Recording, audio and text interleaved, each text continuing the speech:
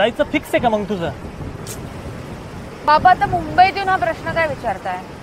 9ची flight आहे माझी, निघीन मी थोड्या वेळ. ऑस्ट्रेलिया शेती होत असेल का ग तिकडं? डोंट वरी बाबा, एज्युकेशन झालं की परत येईन मी. कोणी नाही येत परत. तिकडच्या झगमगाटा पुढे इकडची माती विसरून जातात लोक. मग तुम्ही या ना तिकडे. अख्खं आयुष्य इथं गेलंय आमचं या मातीत. आता ही मातीच आमचा ऑक्सिजन आहे. पण बाबा आमच्या जनरेशनला जायलाच लागणार ना, करिअर, लाईफस्टाईल, स्वतःचं अस्तित्व बनवायला.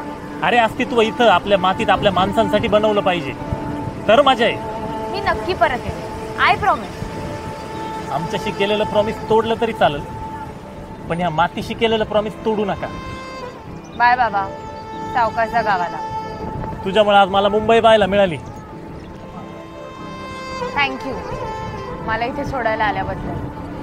तुम्ही पोरं पण ना, लहानचे मोठे आमच्या डोळ्यासमोर होता आणि अचानक कुठेतरी दूर निघून जायचा निर्णय घेता का रे? डोंट वरी बाबा, तुम्ही खूप पॅनिक होताय.